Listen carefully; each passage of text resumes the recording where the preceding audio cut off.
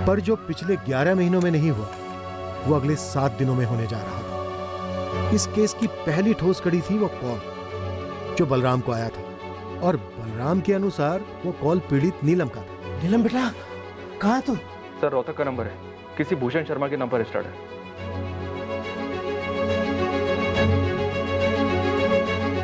मतलब 18 मार्च की रात को वाकई में कॉल आया था बलराम का? सर, अगर नीलम ने बात की थी तो वो इस भूषण शर्मा से कनेक्टेड है। तुम रोहतक के लिए निकलो और इस भूषण शर्मा के कॉल रिकॉर्ड्स के सारे कॉल स्कैन करो, देखो इलाहाबाद से क्या कनेक्शन निकलता है।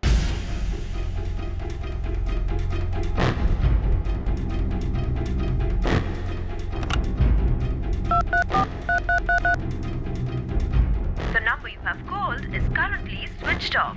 सर 23 मार्च को बलराम को जिस अननोन नंबर से कॉल आया था, ये वाला, फिलहाल ये नंबर स्विच ऑफ आ रहा है। मैंने अर्जेंट बेसिस पे इस नंबर की सारी डिटेल मंगवाई है। फिलहाल फोन कंपनी से इतना पता चल पाया है कि ये नंबर इलाहाबाद का है, बाकी की डिटेल्स भी जल्दी आ जाएंगी। और 24 मार्च को बलराम राजेंद्र को लेकर इलाहाबाद के लिए निकलता है इसी कॉल की वजह से।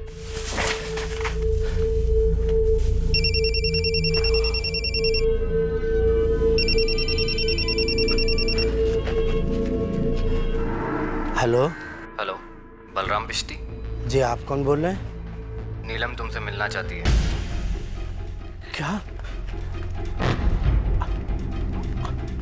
कौन बोल रहे हैं आप? तुम्हें इलाहाबाद आना होगा तुरंत। और 18 मार्च को इस रोहतक वाले भूषण शर्मा के नंबर से नीलम का कॉल आता है, और वो शेरगंज के ही राकेश झा का नाम लेती है। और सर 19 से 20 मार्च तक हमने इस राकेश की काफी तुड़ाई भी की थी, और वो अड़ा रहा कि उसे फंसाया जा रहा है। तो शायद बलराम झूठ बोल रहा है। और बलराम झूठ क्यों बोलेगा? सर मुझे नहीं लगता कि नीलम अपनी मर्जी से कहीं गई है। शायद ये फैमिली के अंदर की ही बात है जो शायद चेतन को नहीं पता, इसलिए हमें नहीं बता पा रहे हैं। गीता, गुरु को बोलो कि वो बलराम और राजेंद्र के पीछे लग जाए और पता करे कि ये लोग इलाहाबाद क्यों गए थे।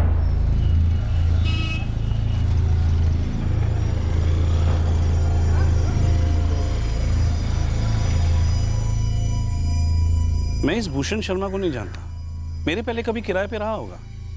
ओम प्रकाश जी से पूछिए। मकान मालिक जी, वो सामने वाले घर में ही रहते हैं। ये तो भूषण शर्मा है, मेरा यहाँ 2 साल पहले किराएदार था। अभी कहाँ है? पता नहीं सर, बता के नहीं गया। मगर मेरे एड्रेस पे लिया हुआ सिम कार्ड वो आज भी यूज कर रहा है। गलत है ना सर? भूषण के साथ हुए एग्रीमेंट की कॉपी है आपके पास? उसमें भूषण ने अपना कोई परमानेंट एड्रेस तो लिखा ही होगा। सर एक कच्चा एग्रीमेंट था, उसमें उसका परमानेंट एड्रेस भी था, मगर अब वो मेरे पास नहीं है। मगर मुझे बराबर याद है कि वो भिवानी का रहने वाला था, और आपके पास जो मोबाइल नंबर है वही मेरे पास है। क्या मैं पूछ सकता हूँ कि आप उसे क्यों ढूंढ रहे हैं? हमारे इलाके से एक लड़की गायब हुई है और उसमें भूषण का नाम आया है। ओह, ये भूषण जब यहाँ रहता था तो काम क्या करता था? सर यही पास में एक सचदेवा शुगर मिल है, वहीं पे काम करता था। चंदर, ये कब की बात है? अब तारीख तो ठीक से याद नहीं है गुरु। हाँ, लेकिन जब मैं लोडिंग कर रहा था तब अचानक बलराम जी का फ़ोन बजा।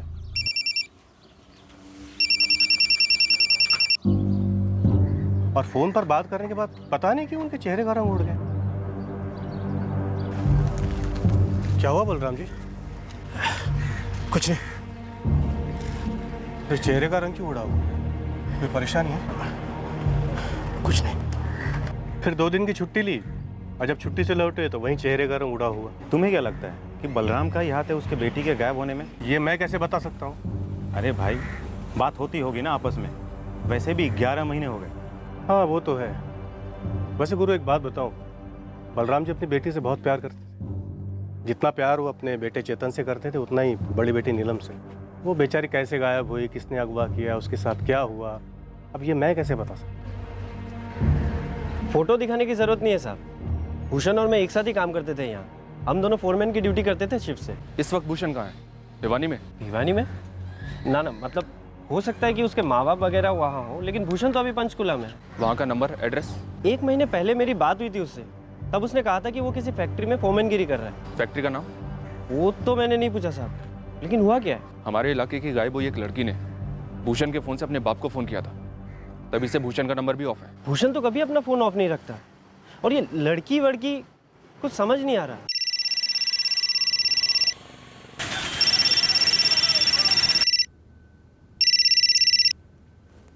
हेलो जी, कौन बोल रहे हैं? जी, आपने फ़ोन किया है, आप बताइए कौन बोल रहा है? Bihar police assistant sub inspector Geeta Jaiswal. जी बोलिए। आपके नंबर पर किसी भूषण शर्मा नाम के आदमी का कॉल आया था 19 मार्च को। हो सकता है किया हो, लेकिन बात क्या है? आप क्या करते हैं और ये भूषण शर्मा कौन है? जी देखिए, मेरा नाम प्रवीण त्रिपाठी है। मैं यहाँ इलाहाबाद डिस्ट्रिक्ट कोर्ट में क्लर्क हूँ। दिन भर में मुझे कई लोग फ़ोन करते हैं, लेकिन मैं सभी को नहीं पहचानता हूँ। हो सकता है इस भूषण शर्मा ने भी किया हो फ़ोन, लेकिन मुझे ऐसा कुछ याद नहीं आ रहा है। नीलम बलराम बिस्ती, ये नाम सुना है?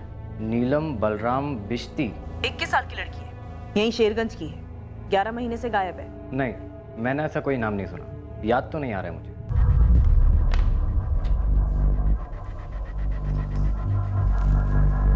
शेरगंज पुलिस का फ़ोन था। तो बलराम हमसे जो वादा करके गया उसे तोड़ रहा है। सर 23 मार्च को जो बलराम को फोन आया था इलाहाबाद वाला, वो किसी फर्जी नाम और एड्रेस पे लिया हुआ है। लेकिन सर देखने वाली बात यह है कि भूषण शर्मा के फोन से नीलम फोन करती है अपने पिता बलराम को। वही भूषण शर्मा इस कोर्ट क्लर्क प्रवीण त्रिपाठी को फोन करता है इलाहाबाद में, और सर उसी के बाद बलराम इलाहाबाद जाता है। लेकिन सर प्रवीण कह रहा है कि ना वो बलराम को जानता है और ना ही नीलम को। प्रवीण झूठ बोल रहा है। सर आई थिंक सब झूठ बोल रहे हैं, खासतौर से बलराम। सर मैं अभी भी अपनी ही थ्योरी पे जोर दूंगी कि नीलम को जबरदस्ती अगवा नहीं किया गया है।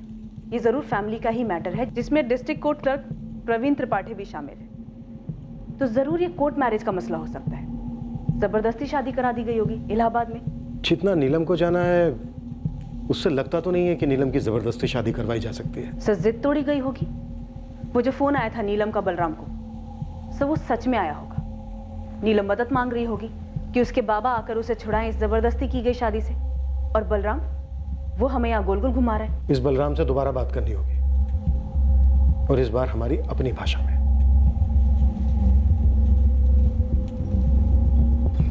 सर और कोई सिर्फ एक डिटेल बता सकते हैं भूषण शर्मा के बारे में? सिर्फ एक फ़ोन नंबर है जो फिलहाल बंद है। उसी के एड्रेस से घूमते घामते यहाँ तक पहुँचे हैं। फैक्ट्री में फोरमैन का काम करता है ये। साहब ये इंडस्ट्रियल एरिया है, हर जगह फैक्ट्री है। हर फैक्ट्री खंगाल गोविंद, ये पक्का है कि कोई फैक्ट्री है जहाँ ये काम करता है या काम करता था। मैं एक टीम बनाकर फैला देता हूँ लड़कों को, निकलेगा कुछ ना कुछ जरूर निकलेगा। बाबा हम मानते कि हमने दीदी के डिब्बे से 200 रुपये चुराए थे और वो चोरी ही थी। हम ये भी मानते कि हमने उससे बड़ी गलती दीदी पर हाथ उठा के की। लेकिन बाबा हम ये नहीं मानते कि इस वजह से दीदी घर छोड़कर गई है। दीदी कहाँ पे? आपने दीदी को कहाँ पर छुपा के रखा है?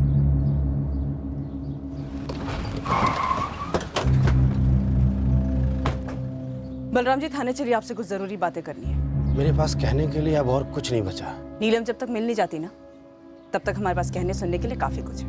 आप मेरी बेटी को ढूंढना छोड़ दीजिए साहब। मतलब हम केस क्लोज कर दें? नीलम को आप नहीं ढूंढ पाए। मतलब हम आपको लिखित में दें कि नीलम के फादर ने उसे ढूंढ लिया है और हम केस क्लोज कर रहे हैं। जो आपको ठीक लगे। इस वक्त हमें ठीक नहीं लग रहा है बलराम जी, आपका बिहेवियर, आपका बर्ताव, जो हम 2 मिनट में ठीक कर सकते हैं अपने डंडे से। तो बरसाइए डंडे, जितना जी चाहे बरसाइए।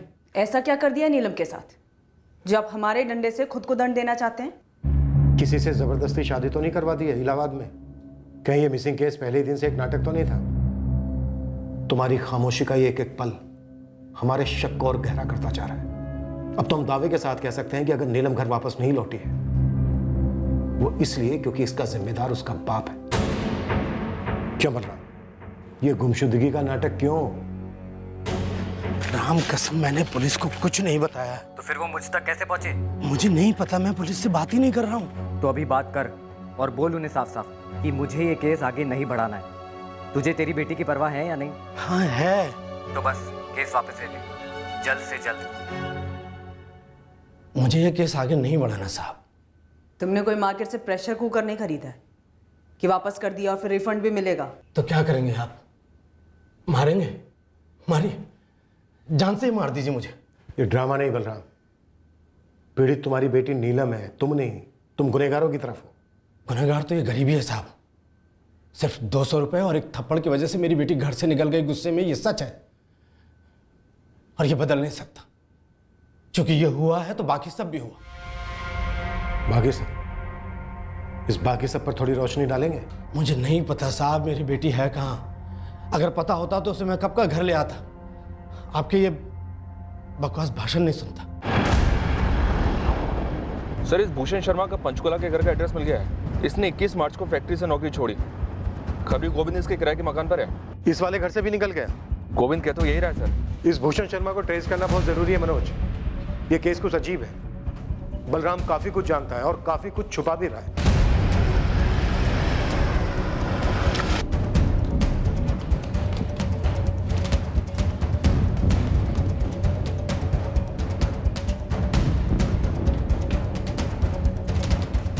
सर ये इस फ्लैट में भूषण शर्मा किराए पर रह रहा था। अभी कहाँ है ये? सर पड़ोसियों का कहना है कि 22 मार्च को यहाँ से निकल गया था। लेकिन हमें पता चला 25 को, जब मकान मालिक नए किराएदार को साथ लाए। साहब इन दोनों का कहना है कि भूषण के साथ शायद कोई एक लड़की रह रही थी यहाँ। ये ठीक है। मैंने कभी शक्ल नहीं देखी सर, लेकिन घर के अंदर से बर्तन की, कपड़े धोने की आवाजें सुनाई देती और अक्सर बाहर ताला लगा होता। जी सर, ये सच है, आवाजें मैंने भी सुनी।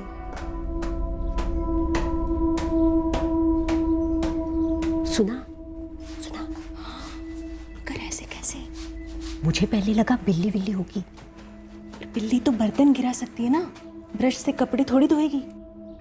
और बस एक बार मैंने उस भूषण को घर लौटते हुए देखा, मुझसे रहा नहीं गया तो मैंने उसे सीधा पूछ लिया, भूषण जी कोई आया है क्या घर पर? नहीं तो। दोपहर को कुछ आवाजें आ रही थी अंदर से, मैंने और कोमल दोनों ने सुनी। अच्छा, बड़ी अजीब बात है। अब चोर तो हो नहीं सकता क्योंकि चुराने के लिए कुछ है नहीं।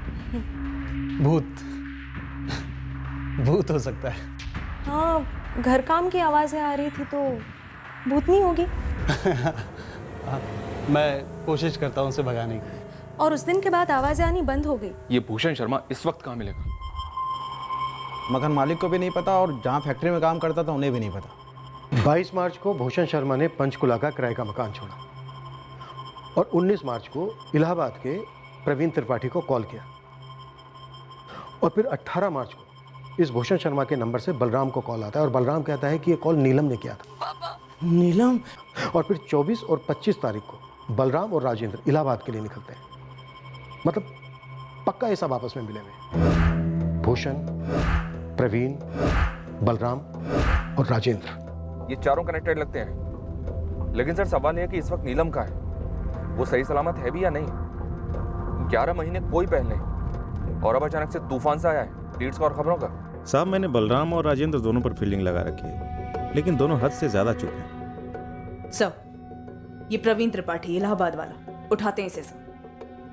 वो तो कर लेंगे, लेकिन इस प्रवीण को तोड़ेंगे किस बात पर? हमारे पास कोई सबूत नहीं है कि बलराम और प्रवीण के बीच कोई कनेक्शन है। सिर्फ इतना कि प्रवीण इलाहाबाद में रहता है और ये लोग शायद उससे मिलने गए होंगे। साहब ये बलराम का लड़का चेतन और राजेंद्र की लड़की अर्चना क्या वाकई में कुछ नहीं जानते हैं या फिर टॉप लेवल की एक्टिंग कर रहे हैं? सर मैं पहले दिन से कहती आई, ये घरेलू मामला ही है। घरेलू मामला है तो फिर हमारे पास शिकायत दर्ज क्यों करवाई?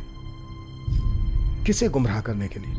प्रवीण मेरे लेने के देने पड़ रहे हैं। पुलिस रोहतक से पंचकुला पहुंची है और उन्हें भिवानी पहुंचने में देर नहीं लगेगी। भूषण शांति रखो, हमें जो करना है हम कर रहे हैं। तुझे जो करना है कर, लेकिन मुझे इस झमेले में नहीं पड़ना है। अब हमारे पास सब कुछ लिखित में है, हमारी तरफ से हम सब सेफ हैं। मुझे पूरा भरोसा है बलराम अपना मुंह नहीं खोलेगा। मैं तो कहती हूँ रात गई बात गई, भूल जाओ सब कुछ।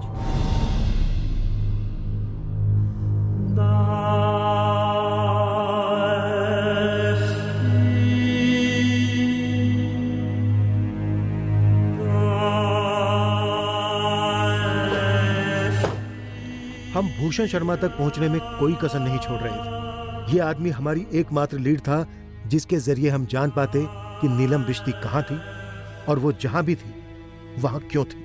भिवानी का रहने वाला है। हम उन सभी लोगों से संपर्क कर रहे थे जो हमें भूषण शर्मा तक पहुंचा पाते। हमने भिवानी में भी अपनी एक टीम बनाई भूषण शर्मा की डिटेल्स निकलवाने। नीलम रिश्ते के ठिकाने का एक कनेक्शन हमें आगरा से भी मिला, पर यह कनेक्शन क्या था ये केस क्लोज होने तक हमें कभी पता नहीं चल पाया। पर इस जुर्म की जड़ हमारे शेरगंज में ही थी, हमारी नाक के नीचे। और नीलम रिश्ती फिलहाल कहां थी वो भी किसी को पता था, पर वो हमें नहीं बताया जाने वाला था। रश्मि, चेतन, राधेपुर जाना है अभी के अभी। क्यों? वहां क्या हो रहा है? रास्ते में सब बताता हूँ, बस चलो अभी। पापा अब तो बताओ हुआ क्या है और हम जा कहाँ रहे? अभी के लिए ये बात कम से कम हम तीनों के बीच रहनी चाहिए। पहले बताएं कि बात क्या है। नीलम लौट आई है।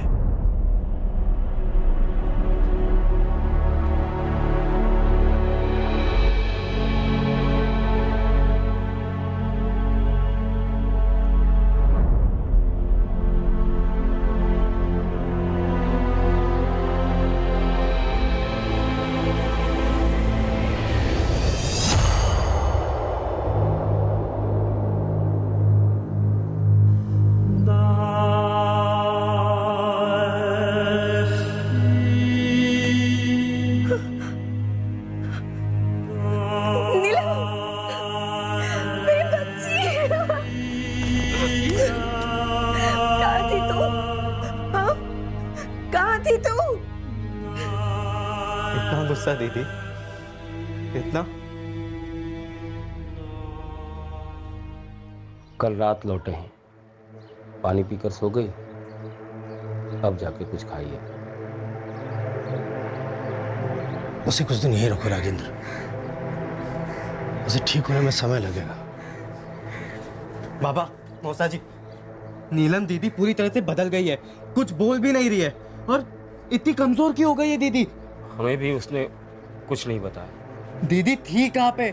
पूरे 11 महीने बाद लौटी है, कैसे बाबा? खुद बोलेगी, अभी उसे आराम करने देते हैं, काफी सहाया उसने। क्या सहाय? क्या बाबा? हाँ देखिए, आप दोनों पहेलियां बुझाना बंद कीजिए और मुझे सब कुछ सच सच बता दीजिए, नहीं तो हम अभी के अभी पुलिस को फोन करते हैं। अरे हमें कुछ नहीं मालूम बेटा, हमें कुछ नहीं मालूम क्या हुआ उसके साथ, बस हम उसे वापस ले आए। देखो चेतन, मामला और मत उलझाओ। तुम्हारी बहन तकलीफ में है, पता नहीं कितने महीनों से तकलीफ में रही होगी। हम मजबूर थे इसलिए पुलिस को नहीं बता सके। और हम? अम्मा? अरे हमसे छुपाने की ऐसी कौन सी मजबूरी थी बाबा? अरे अभी बोलो बाबा। बेटा वो लोग बहुत खतरनाक लगते हैं, पता नहीं ये नीलम उनके चंगुल में फंस कैसे गई। 23 मार्च को फोन आया था मेरे पास उनका। नीलम तुमसे मिलना चाहती है। कौन बोल रहे हैं आप? तुम्हें इलाहाबाद आना होगा तुरंत। वो क्या रहा है बलराम, क्यों जाना इलाहाबाद? बस तुम चलो मेरे साथ, रास्ते में सब कुछ बता दूंगा। तुम्हारे बाबा ने नीलम का नाम लिया, इसलिए मैं इलाहाबाद जाने को राजी हो गया। लेकिन है कौन ये लोग? हमें नहीं मालूम, बस बोले इलाहाबाद बस अड्डे पे मिलना।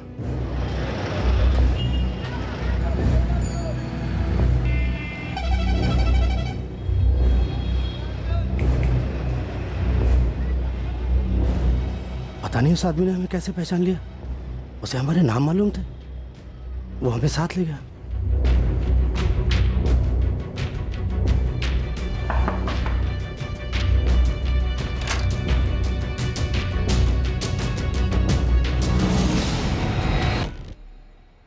बलराम बिस्ती, मैंने ही तुम्हें फोन किया था। मेरी बेटी कहाँ है? जिंदा देखना चाहते हो तो आवाज नीचे। हम लोगों से क्या दुश्मनी है आपकी, हम लोग तो गरीब लोग हैं। नीलम को देखना है या नहीं? हाँ देखना है। तो कंप्लेन वापस लेनी होगी। समझो वापस ले ली। मुकर गए तो? अगर हमारी लड़की मिल जाए तो हम क्यों मुकरेंगे जी? कुछ शर्तें हैं हमारी। कैसी शर्तें? हमारी गलती क्या है? हम, मेरी लड़की की गलती क्या है? फिर शुरू हो गया रोना धोना? नहीं नहीं, आप अपनी शर्त बताइए।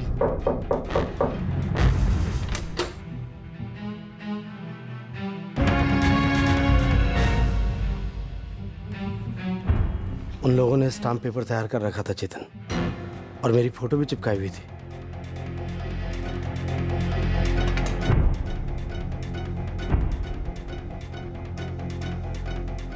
ये क्या है? ये दस्तावेज है कि तुमने अपनी मर्जी अपनी खुशी से नीलम की शादी कराई। क्या? और पुलिस में झूठी कंप्लेन लिखवाई कि वो गुमशुदा है। और एक बात कान खोलकर सुन लो, अगर तुम इस दस्तावेज पर दस्तखत नहीं करते हो, अंगूठा नहीं लगाते हो, तो नीलम को जिंदा नहीं देख पाओगे। मार डालेंगे तुम्हारी बेटी को। सोचने का वक्त तो मांगना भी मत। अभी ये ऑफर दे रहा हूँ, कबूल कर लो, वरना कहानी खत्म।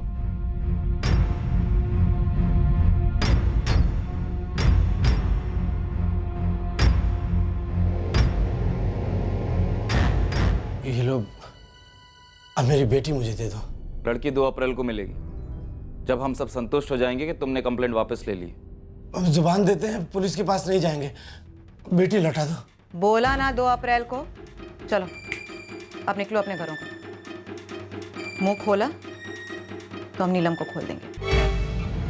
और एक और बात, नीलम के मिलने के बाद भी अगर पुलिस के पास जाने का सोचा भी ना, तो ये दस्तावेज हम कोर्ट में पेश कर देंगे और तुम्हारी ऐसी बैंड बजेगी ना कि 7 जन्मों तक याद रखो। पुलिस को गुमराह करना एक संगीन जुर्म है। हम पुलिस के पास कभी नहीं जाएंगे, बस बेटी हमारी सही सलामत लौटाए। अब उसकी सलामती तुम्हारे हाथों में है बलराम बिश्ती। चलो अब दफा हो जाओ यहाँ से, इससे पहले कि हमारा इरादा बदल जाए। गए थे वहाँ, उनमें से एक आदमी नीलम को छोड़ने आया। हम नीलम को लेकर घर आ गए।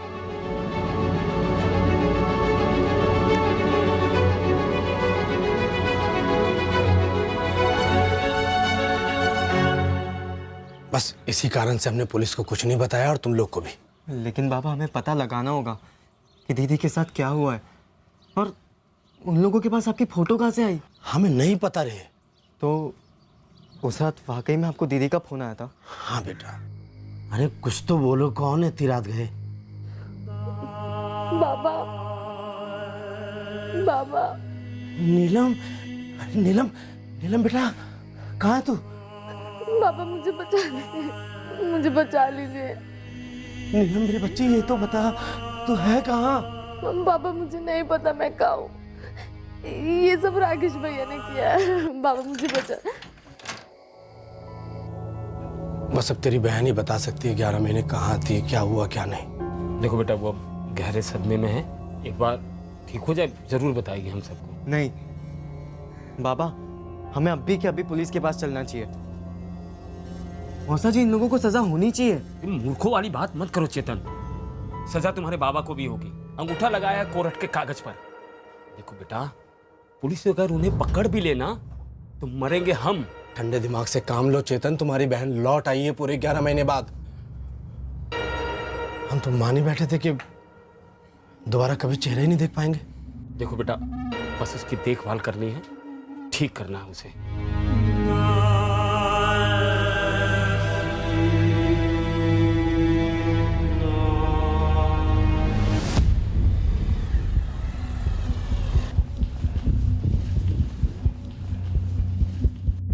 साहब 3 दिन से पूरा बिश्ती परिवार राधेपुर में डेरा डाले हुए हैं। तेरा कोई आदमी राजेंद्र के घर पे नजर तो रखे हुए है ना?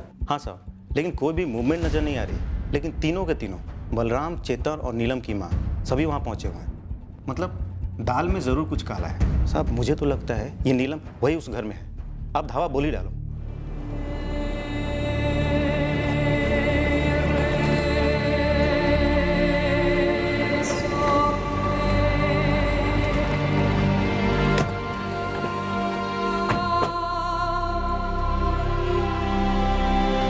राजेंद्र जी, बलराम जी हैं घर पर?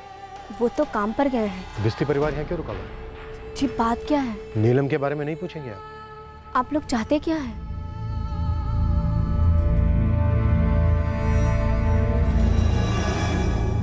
क्यों चेतन, तुम सब लोगों ने शेरगंज क्यों छोड़ा? बस ऐसे ही सब, वो कुछ दिन के लिए आए हम यहाँ पर। सच बोलो। क्योंकि नीलम दीदी वापस लौट आई है सब। और ये हमें इन्फॉर्म ना करने की कोई खास वजह? नीलम दीदी की हालत कुछ खास नहीं है सब। कुछ हमें बता नहीं रही है कि क्या हुआ, कहाँ पर थी, और हमने भी ज़्यादा प्रेशर नहीं डाला उन पर। हमें नीलम से मिलना है अभी।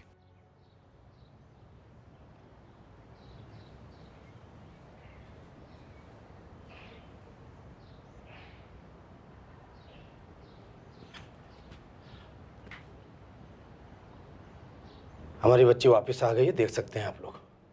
अब हम अपनी शिकायत वापस ले रहे हैं, कृपया करके आप लोग जाइए। कंप्लेन खारिज करने के लिए ये तो लिखना पड़ेगा ना कि 11 महीने नीलम कहाँ थी। नीलम, क्या तुम्हारे परिवार ने तुम्हें कहीं भेजा था? 11 महीने कहाँ थी तुम? ऐसा कुछ भी नहीं है। बाबा थोड़े डरे हुए थे, इसलिए बाबा ने कुछ बताया नहीं, और अभी भी डरे हुए। क्या बोल रहा है आपका बेटा? चेतन, तुम अब कुछ नहीं बोलोगे? साहब, हमें भी अब कुछ नहीं बोलना।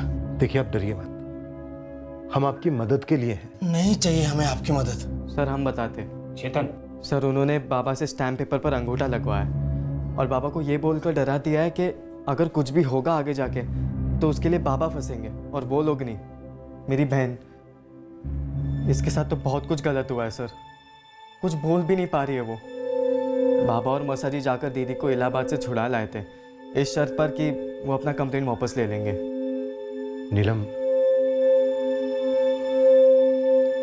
देखो बेटा, आपको डरने की बिल्कुल जरूरत नहीं, और ना ही आपके बाबा को डरने की जरूरत है। पर बेटा, बताना जरूरी है कि हुआ क्या था। साहब, मैं आपके हाथ जोड़ता हूँ, पैर पड़ता हूँ, कृपया करके आप लोग। बलराम जी, आप हम पर थोड़ी कृपा कीजिए और थोड़ा भरोसा कीजिए। क्या हुआ था? कौन लोग थे?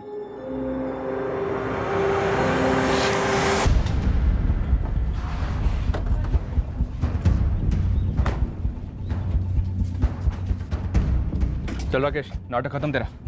अब कौन सा नया झूठा इल्जाम लगाने आए सर? बच्चे को रिश्तेदार के पास छोड़िए और तुम इसके साथ जाओ, फिर इसको भी घसीटते हुए लाना। अरे हुआ क्या है? सर बताइए तो सही, हुआ क्या है? सर अरे सर, कैसे मेरे पति पे हाथ उठा रहा? सर अभी तो सिर्फ हाथ उठाया, अभी तो तुम्हारे पति का ऐसा हश्र करेंगे कि तुम पहचान नहीं पाओगी। मेरे गुस्से का फायदा उठाया राकेश ने। कहाँ लेकर गया तुम्हें राकेश? पता नहीं चला, पहले उसकी गाड़ी में, फिर बस में।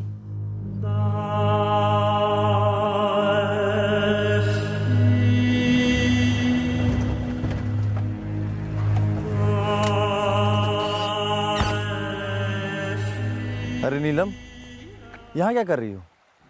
बैग वैग लेकर के कहीं जा रही हो क्या? क्या हुआ? मैंने राकेश को सब कुछ बताया।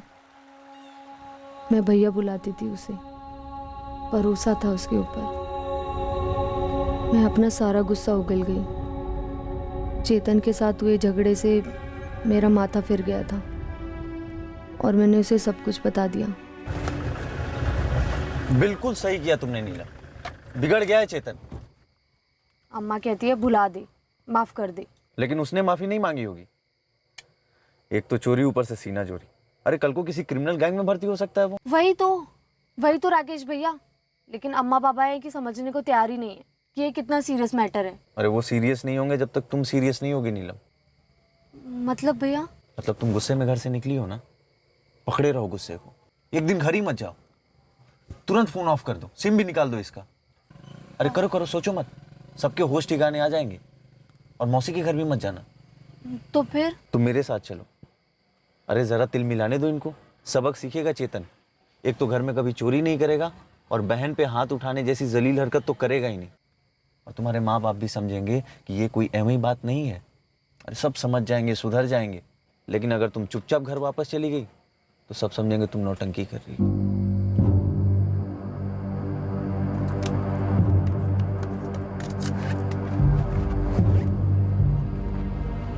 मुझे पता ही नहीं चला कि मुझे फंसाया जा रहा है। कभी सोचा ही नहीं था कि राकेश भैया भेड़िया निकलेगा। मैं राकेश भैया के साथ चली गई। मुझे उसके इरादों के बारे में कुछ नहीं पता था।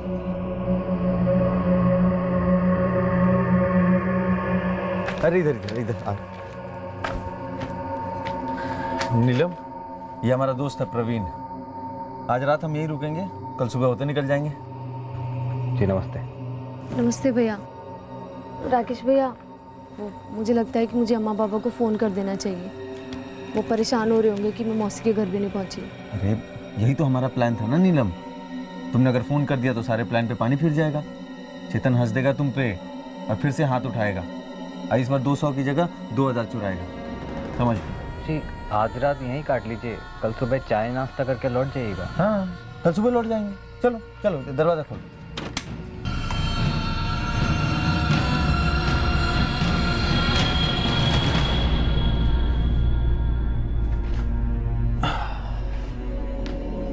राकेश भैया, मुझे कुछ ठीक नहीं लग रहा। मुझे वापस जाना है। हम कुछ ज़्यादा ही दूर आ गए ना। वैसे कौन सी जगह है ये? बनारस है। तुम ठीक कह रही हो, थोड़ा दूर तो आ गए हैं, लेकिन अब इतनी रात में बस वस तो मिलेगा नहीं। तो काम करते हैं, कल सवेरे होते ही लौट जाते। कल सुबह होते ही मैं चेतन को फ़ोन करूँगी। हाँ, समझाऊंगी उसे कि उसे सुधरना होगा, बदलना होगा उसे। भैया, चेतन दिल का बुरा नहीं है, वो बहुत अच्छा है। मैं बहुत प्यार करती हूँ उससे। हाँ हाँ, अब ये सब जो कर रहे हैं उसको सुधारने के लिए तो कर रहे हैं, और क्या। मुझे भनक तक नहीं थी कि आगे क्या होने वाला है। मुझे लगा ही नहीं कि पानी में कुछ मिलाया गया था। पीते ही मुझे नींद सी आने लगी, चक्कर से आने लगी। भैया, मेरा सर घूम रहा है। अरे वो तुम बहुत थक गई हो ना, इसलिए तुम्हारा सर घूम रहा है। सो जाओ, ठीक हो जाएगा।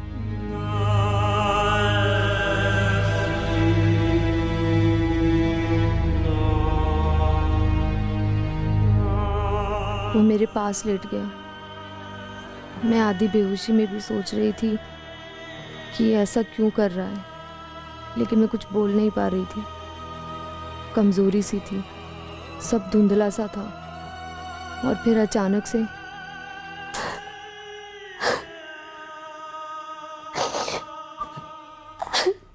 ये क्या किया तूने राकेश? दोस्ती में मैंने तेरी मदद की, साले तूने तो कहा था ये तेरी बहन जैसी है।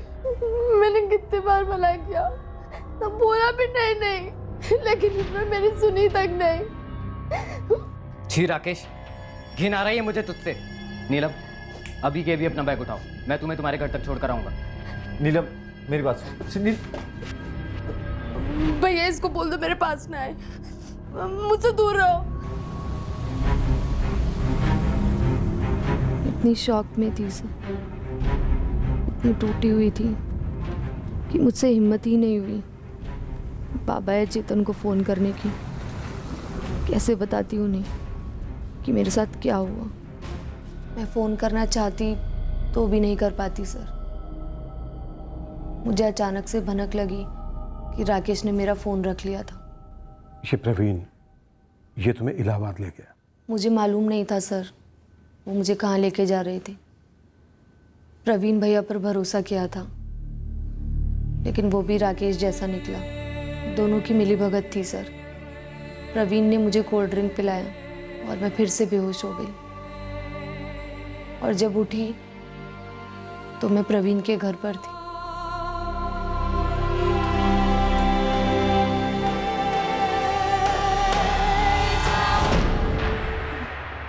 मैं कहाँ हूँ?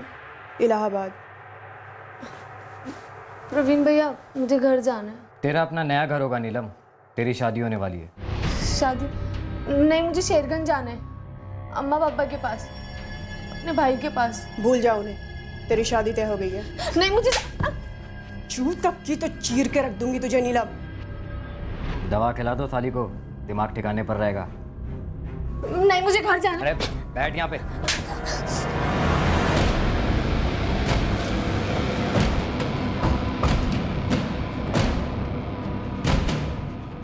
और अनंत का केस जी, शादी करनी है किसको? हम सबको, लेकिन हनीमून पे आप सब लोग साथ में चलेंगे। कौन हो तुम लोग? हम लोग बैंड बाजा पार्टी। वैसे आपकी पार्टनर अंबिका पटेल कहाँ है? रिसेप्शन में तो उनको भी आना पड़ेगा ना। पुलिस? पर तुम्हारे लिए यमराज। पुलिस? पर तुम्हारे लिए यमराज। देखिए सर, अगर नीलम के बाप ने फिर से कोई शिकायत की है तो सबूत है हमारे पास। हाँ सर, पर जो कुछ भी हुआ नीलम की मर्जी से हुआ। ये देखिए सर,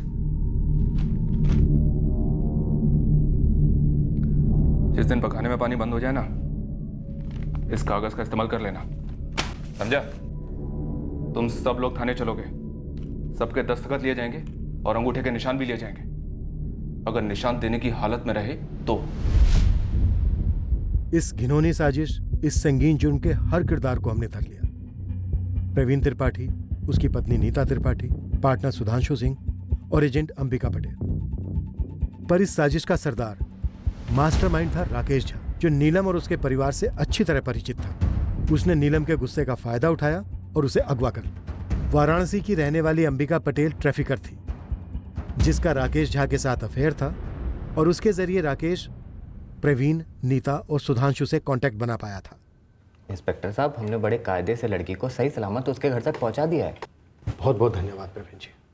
हम तो लड़की वाले हैं, हम भी कायदे से खूब खातिरदारी करके आपको अदालत पहुंचा देंगे। एक काम करते हैं सर, कम से कम 2 हफ्ते इनकी अरेस्टिंग दिखाते ही नहीं है, इनकी जम के खिलाई पिलाई करते हैं। नीलम ने भी तो पूरे 11 महीने इन लोगों की मेहमान नवाजी का लुत्फ उठाया। बनता तो है सर। एक मिनट, जो कुछ भी हम सच सच बता देंगे, और लड़की का ऐसा भी कुछ बिगड़ा नहीं है सर। राकेश ने अंबिका के जरिए नीलम को प्रवीण, नीता और सुधांशु को बेचा था। आगरा से हमने मयंक चौधरी को गिरफ्तार कर लिया। वो नीलम का पहला खरीदार था। 3 लाख में उसने नीलम को बतौर दुल्हन खरीदा। सुन प्रवीण, नहीं जम रही है यार, कल मैं लड़की को तेरे पास वापस लेके आ रहा हूँ। क्या हुआ मयंक, कुछ कर दिया क्या नीलम ने? घर का एक काम नहीं करती है, मेरी अम्मा उसे नहीं संभाल पा रही है। साली को प्यार से समझाया, बेल्ट से समझाया, सुनती नहीं है कमीनी। देख, नहीं चाहिए मुझे ऐसी, भला तू मेरे पैसे रेडी रखना, मैं आ रहा हूँ कल। वाह, अच्छा मजाक कर रहा है। 4 महीने जम के इस्तेमाल किया तूने उसे। अरे कौन सा पूरे 3 लाख रुपए मांग रहा हूँ यार, कम से कम 50% तो वापस दे दे। साहब नाक में दम कर दिया था उसने साहब, तो हमें उसे वापस लेना ही पड़ा। मैं इनको पूरे 1.5 लाख लौटाने पड़े।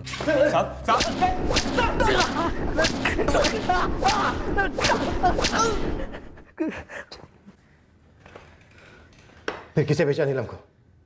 इस भूषण शर्मा को? भूषण के साथ सिर्फ 2.5 लाख की डील की। बेचा 2.5 लाख में बेचा, समझा? बेचा बोल रहा है तो बेचा बोल दीजिए साहब, लेकिन अचानक से उसने कांड कर डाला साहब। नीलम ने अपने बाप को फोन कर दिया। कह रही मेरे फोन से अपने बाप को फोन कर दिया? क्या? मैंने बोला था तुझे दवाई टाइम टू टाइम दे, थप्पड़ टाइम टू टाइम लगा और फोन दूर रख उससे हर टाइम। अरे यार सब कुछ वैसे हो रहा है, बस कल रात में अपना फोन लॉक करना भूल गया। सुन भाई, इसे वापस ले जा, मुझे इस मुसीबत में नहीं फंसना है। इंसान है, कोई चीज नहीं है कि दुकान पे जाके वापस लौटा दूं इसे। देख प्रवीण, मैं ये घर और ये नौकरी सब कुछ बदल रहा हूँ, नए सिरे से शुरुआत कर रहा हूँ। अगर तू इसे वापस नहीं लेगा ना तो मैं कहीं भी जाकर छोड़ दूंगा। अरे मत, तू एक काम कर, तू मेरे पास ले आ, मेरे पास ले आ। फिर से? तो लेने के देने पड़ गए। बस अब इस बार इसको रीसेल में नहीं डालते प्रवीण। तो फिर क्या करना है? सुधांशु सही कह रहा है प्रवीण, उसको रीसेल में मत डाल, वापस कर देते हैं उसे। क्यों? कुछ ज्यादा गड़बड़ हो गई क्या? अरे उसने फोन करके अपने बाप को मेरा नाम दे दिया है। भाई यार अब क्या करें? अब क्या, शामत की तैयारी करूं? 2 दिन से पुलिस वालों ने जो क्लास लगाई है मेरी, जैसे तैसे निकला हूं लॉकअप से। और तू अब बता रहा है मुझे? अभी घर पहुंचा हूं थाने से। सुन, हमसे मर्डर वर्डर नहीं होगा, तू देख ले तुझे जो करना है। अरे अभी तो पुलिस को घुमाने की मैंने पूरी कोशिश की है, बोला है कि लड़की का बाप ही है इन सब के पीछे। एक काम करते हैं, लड़की को वापस कर देते हैं। और उसने मुंह खोल दिया तो? उसके बाप ने मुंह खोल दिया तो? अरे कोई मुंह नहीं खोलेगा, न लड़की न लड़की का बाप। एक आइडिया है। स्टैम्प पेपर का आइडिया? हाँ साहब, ओ राकेश ने नीलम के बाप का फोटो भेजा हमारे पास। और बलराम बिश्ती को तू फोन करता था दूसरे नंबर से?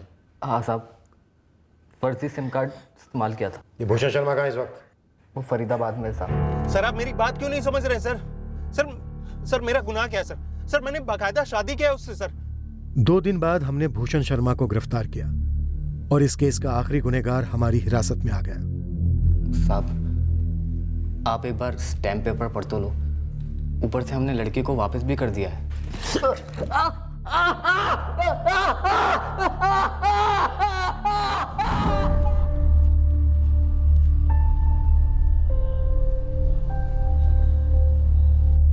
साहब मैं पटना में जॉब करता हूँ। वो सब तो ठीक है, पर अब क्यों आया है? लक्ष्मण केवट का फोन आया था, जिसने कॉलेज में मेरी जगह ले ली। बोला कि आप लोग ढूंढ रहे हैं। हाँ ढूंढ रहे थे, पर अब नहीं। तू जा सकता है। ए सुन, इधर आ। ये तो लड़कियों को अब भी घूरता है या कुछ सीख गया है? साहब मैं गलत इरादे से कभी किसी लड़की को नहीं देखता। ये आंखों की कमजोरी कह लीजिए या दिमाग की कमजोरी, और मैं कसम खा के कहता हूँ कि मैंने नीलम मैडम को गलत नज़र से नहीं देखा। बेकार में नौकरी गई, बदनामी हुई वो अलग से। आगे से ध्यान रखना। अभी जा। राकेश झा की इस हरकत से बिश्ती परिवार को बुरी तरह झटका लगा। राकेश पर उन सबका पूरा भरोसा था। नीलम का परिवार पूरी तरह उसके साथ है और उसे हर किस्म का सहारा दे रहा है ताकि वो इस हादसे को भुलाकर फिर से सामान्य जिंदगी बसर कर सके। नीलम ने फिर से अपनी नौकरी ज्वाइन कर ली है, इस दृढ़ इरादे से कि वह पीछे मुड़कर नहीं, सिर्फ आगे देखेगी।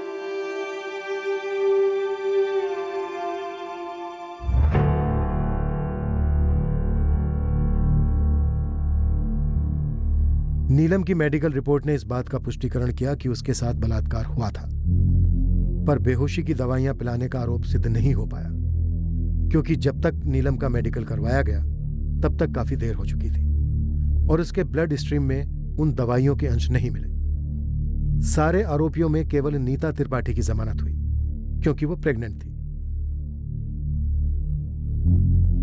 हमने बलराम के दस्तखत वाले स्टैम्प पेपर्स भी बरामद कर लिए, जो एकमात्र कानूनी दस्तावेज था जो यह सिद्ध कर रहा था कि नीलम बिश्ती की भूषण शर्मा के साथ शादी हुई थी। अब यह दस्तावेज नीलम के साथ हुए अत्याचारों का सबूत साबित होगा और उसे न्याय दिलाने में मदद करेगा। किसी पर भी आंखें मूंद कर भरोसा ना करें, फिर चाहे वो व्यक्ति कितनी भी अच्छी तरह परिचित क्यों ना हो। परिवार के किसी सदस्य पर भले जितना गुस्सा हो, पर इस भ्रम में कभी ना रहें कि कोई बाहर वाला आपके गुस्से को बेहतर समझेगा या आपके हालात सुधार पाएगा।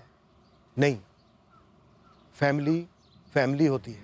टीनेजर्स, युवाओं, आपकी उम्र ऐसी है जब गुस्सा ज्वालामुखी की तरह उमड़ता है और घर से भाग जाने का ख्याल आए दिन आता है, पर उस ख्याल को ख्याल तक ही सीमित रखें, उसे अमल में लाने का प्रयास बिल्कुल ना करें। परिवार के साथ कोई मतभेद हो तब भी किसी बाहर वाले व्यक्ति पर परिवार से ज्यादा भरोसा कभी ना करें।